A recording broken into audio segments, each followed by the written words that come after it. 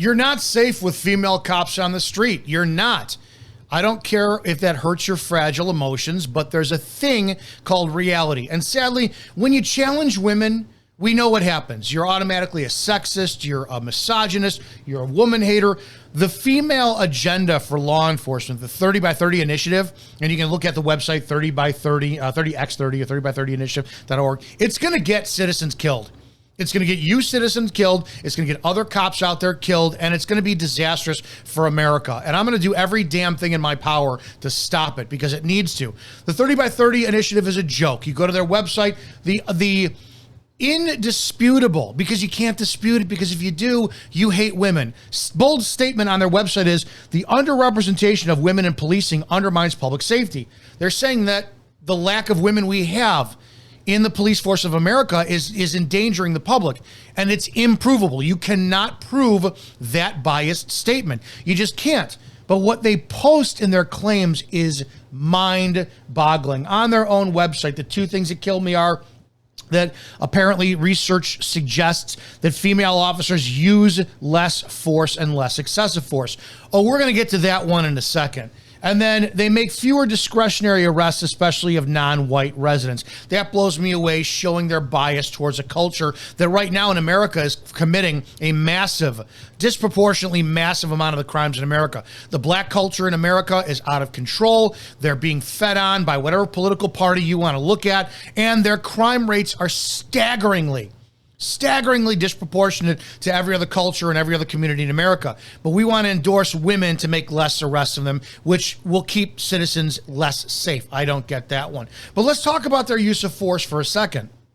It doesn't matter if it's the Harris County Sheriff's deputy who has 15 years on and she still hasn't been criminally prosecuted for murdering a suspect that she couldn't put in handcuffs. She goes right into using a pistol when she can't do the job. Fuck.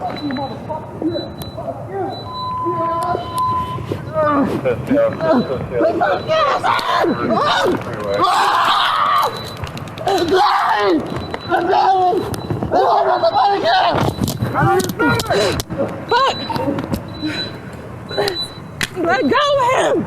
It's a great example of a useless female cop who can't do her job. So what she does is she goes right to a pistol because that's the great equalizer when you're a female who can't do the job that a man should do. Stop, dude! Let him go! Now! Let him fucking go! Let him go, dude! I'm about to fucking shoot you! Let him fucking go! Let him go! Oh my God, I don't want to fucking shoot him. Let him go! Fuck, hurry, I'm gonna have to.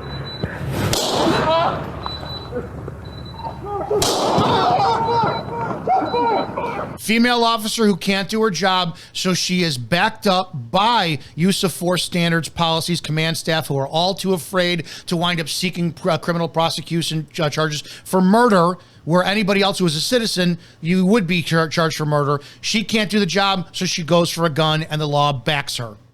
And then we have an Arkansas state trooper who pulls a man over for speeding. He doesn't hear her because he's got the music blaring in his car. And after a 6-minute struggle, 6 minutes, she can't take this person into cuffs that she decided to rip out of the car instead of actually having a conversation with him.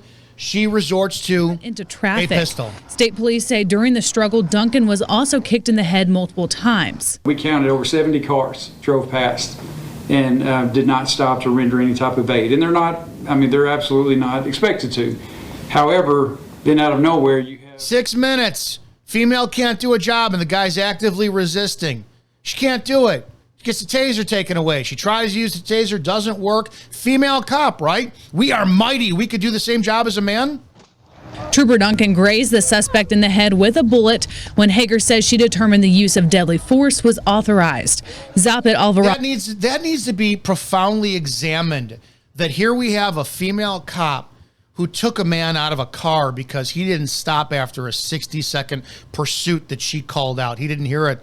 He didn't hear the siren. The music in his car was blaring. It was daytime. You're not going to see the overhead lights behind you as good. But because she had a hard-on to rip somebody out of a car for a pursuit, a mistaken pursuit, he decides to resist. The fight is on. Because she can't take him into custody, She could use a pistol and she could determine, I'm losing the fight. It's 6 minutes. I'm running out of oxygen. I'm not as strong. My limbs aren't working anymore because the oxygen is deprived of my muscles. I'm going to go to my gun. And it takes a man to show up on scene because she still can't get him in handcuffs. She's got him at gunpoint until a male cop pulls up and takes him into custody. Again, a female who can't do the job, she resorts to a gun. Talked about this the other day, Fountain Valley, California, where a suspect winds up running from a cop. The cop says, hey, just let him go. He's kind of 1096 crazy.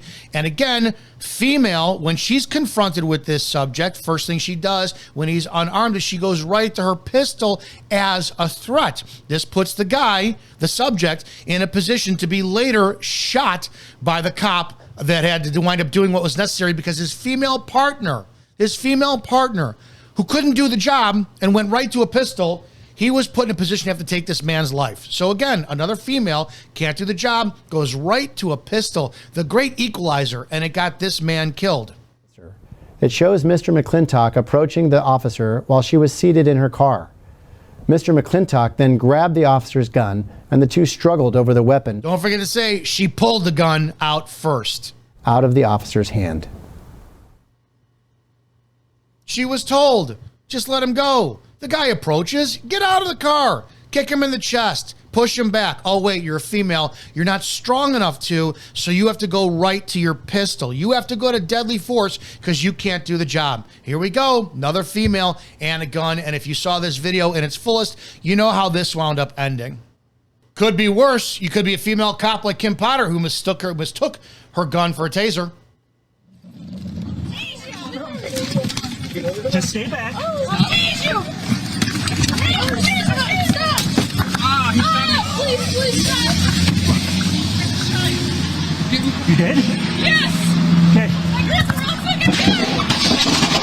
I shot him! Oh my god! Okay. Kim, sit down. PI access 63rd and Captain Drive, flight from 38 stop, start north on the red. Starting north on the red, then can you repeat your first part? Yes! Okay. I grabbed the wrong fucking gun! I shot him! Oh my god! Okay. Kim, sit down. Or this brilliant classic of mistaken identity. Around through the window of a Houston area apartment, shooting a woman who was there at the apartment with her friend. It was her friend's apartment. Authorities say the confusion came after a call from a neighbor about a possible intruder. Here's Pierre Thomas. Tonight, newly released body camera footage captures the terrifying moments police unleash a barrage of gunfire into this Houston apartment, wounding the woman inside after allegedly mistaking her for an intruder.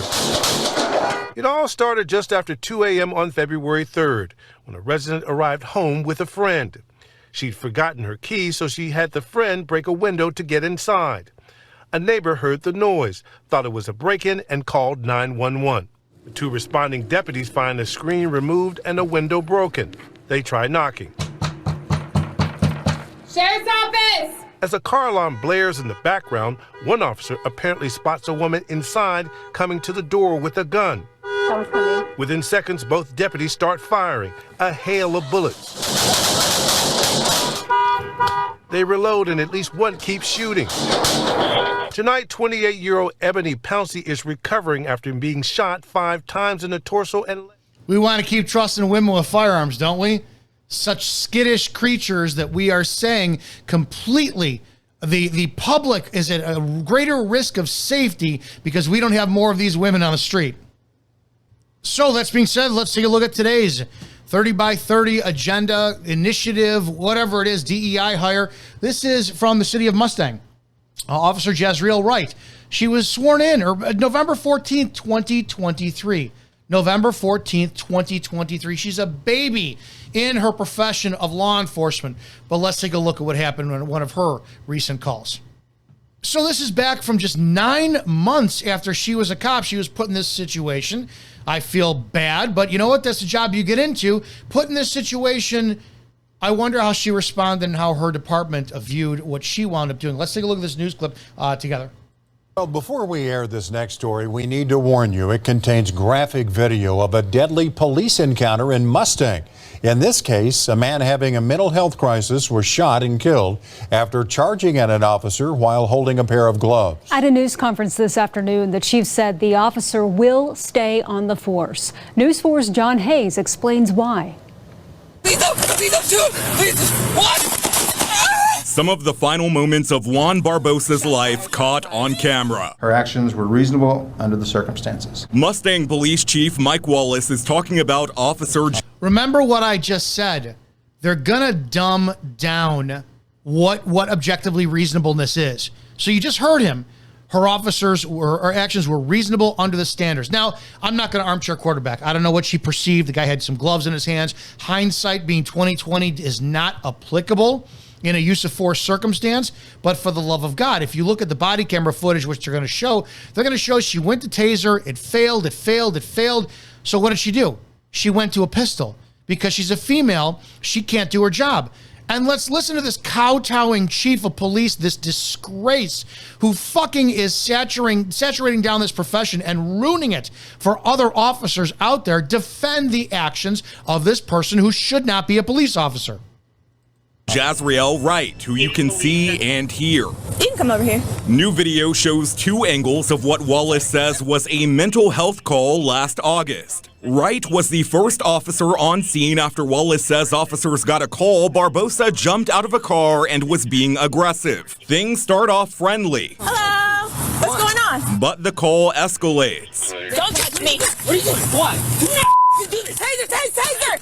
Barbosa is on the ground for less than a minute. Put your hands behind your back now. After being tased by Wright, stay down. Before he gets back up, Wright tries again. Wallace explains what went wrong. Only one of the two electrical probes impacted the subject, which prevented this from being. Pay attention. This is how they're going to defend her. It wasn't her fault. It was the taser's fault.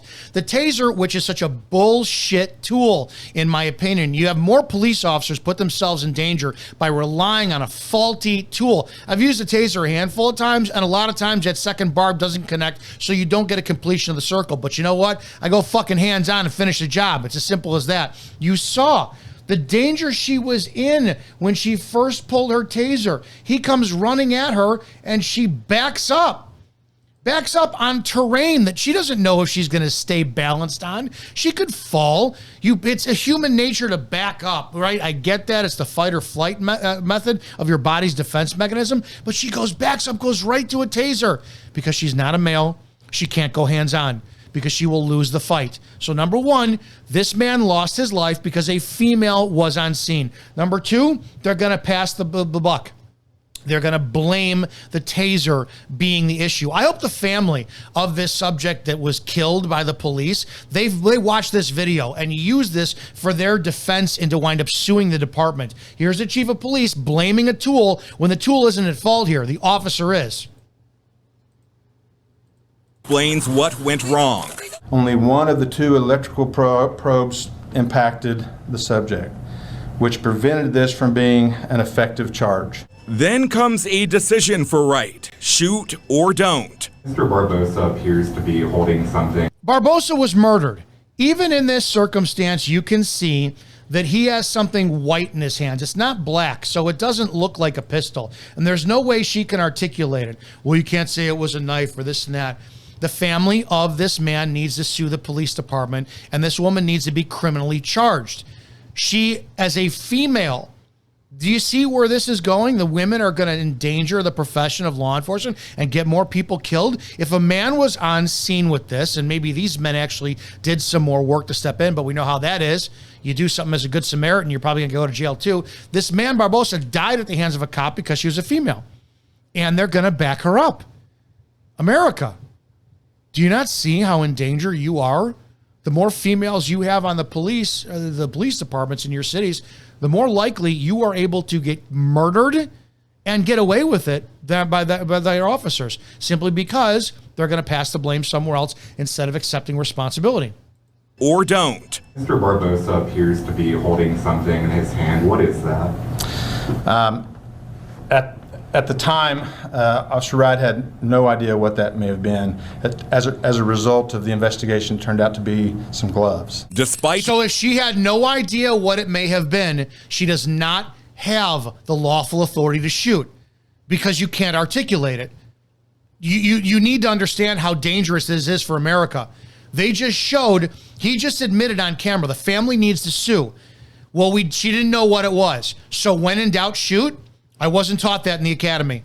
I was never taught that. It was, you need to be clear about what you are observing in order to make an informed decision. Now, they don't say, well, those are informed decisions. They could be obscure. No, you have to make an informed decision, rapid, tense, ever involving, high stress, but you still have to be able to base your decision on the information you're given. So you can't say, well, if he's got a clenched fist, I don't know what's in his hands, I'm going to shoot him. That's not lawfully justified. You have to be able to say, I observed what appeared to be a weapon, a knife, a screwdriver, a baton, a Chinese throwing star, something. They didn't. This officer needs to be criminally charged. This chief needs to be fucking criminally charged for covering up for it. And the department needs to be sued. They just admitted on camera, we didn't know. The officer didn't know what it was, so she just shot. There is nowhere in any police training I'm aware of on the planet where it says, we didn't know, so we're allowed to shoot you. Do you see how dangerous this is for America and how you're going to be able to be killed by the police anytime they want to, any way they say they want to? That fact and plea, Wright does shoot, launching a months-long state investigation. Sometimes these things happen and there's nothing we can do about it, but absolutely there's condolences, and certainly there is something you could do about it. Stop. You can resign, number one, and number two, you can stop hiring female police officers who you are covering up for. He just said it. She didn't know what it was, so she shot. This needs to be a big-time investigation in this department. Sympathy. Wallace says state investigators closed the case at the end of last year. Chief, why release this video now, almost a year after this incident? You know, it takes quite a while to go through the process to make sure that all the investigation is done properly, and then to actually prepare these types of things. But we felt it important now to get the That's code for we're covering our ass to make sure that we are not held criminally or civilly liable by the families of the person we shot and killed, because we put an unqualified police officer on the street simply because we need to hire more blacks and more females. So we did so. And now we're going to defend her decision and make you think this is business as usual. The taser didn't work.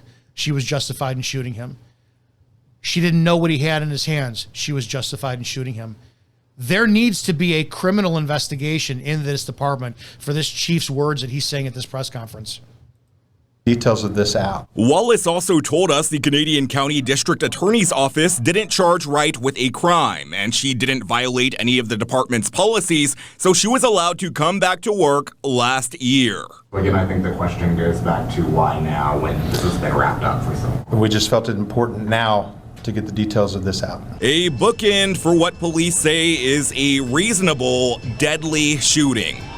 Let me explain what this 30 by 30 agenda really is going to do in America. It's going to get more citizens killed, and the cops are going to get away with murder. Now, number one, I know so many cop haters out there are like, well, the police their own, and they get away with murder all the time. Let me explain this to you. The use of force standard is objectively reasonableness through Graham v. Connor, Tennessee versus Garner, right? Graham v. Connor is the standard. And basically what that means, to dumb this down, is the use of force that a cop uses on a subject objectively reasonable by the standard of other officers, qualified, reasonable officers. And in other words, 90%, 99 to 100% of the time, it should be like, hey, Izzo showed up to a scene and this guy who was drunk and he really wasn't a threat. He cocked his fist back and he went to punch Izzo in the face, but Izzo decided he pulled his pistol instead because he was in fear for his safety, and he shot and killed that guy under the justification of deadly force because he was in fear for their safety. No, that's not acceptable. It's not acceptable at all. And the public knows it, and cops know it. Now, if you took a female in that circumstance, we know the public would immediately jump on it and say, she's a woman. The guy is stronger than her, no matter if he's intoxicated and he's frail or whatever. It's a far greater bridge from the gap of unjustified and non-reasonableness through the eyes of an objectively reasonable police officer that females can go to deadly force quicker. We know that. It's not right. It's unfair. But it's the Trojan horse to get more Americans killed.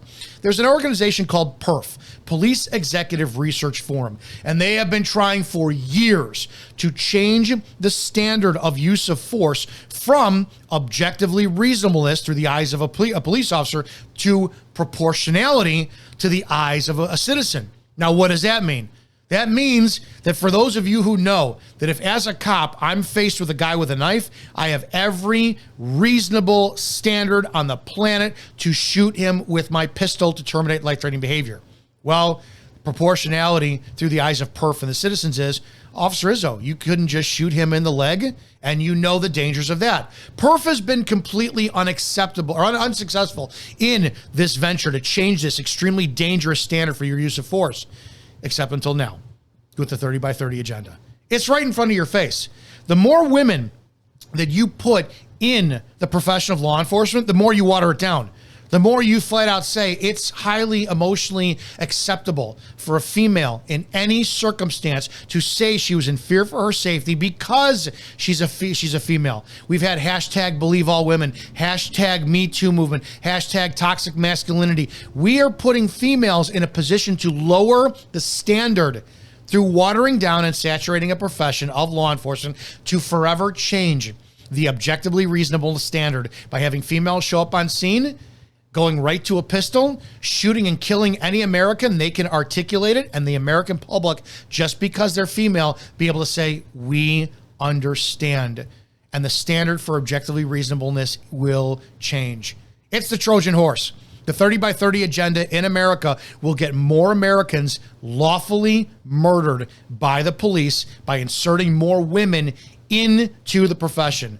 And we know how it goes. If you question women, you're a misogynist, you're a sexist, you're a female hater. That's not the case. The entire thing is meant to keep citizens safe, cops safe. The more females you put into the profession of law enforcement, the more cops you put at danger, the more citizens you put at danger, and the more you change the laws to make cops be able to murder you anytime they want and get away with it based on the law.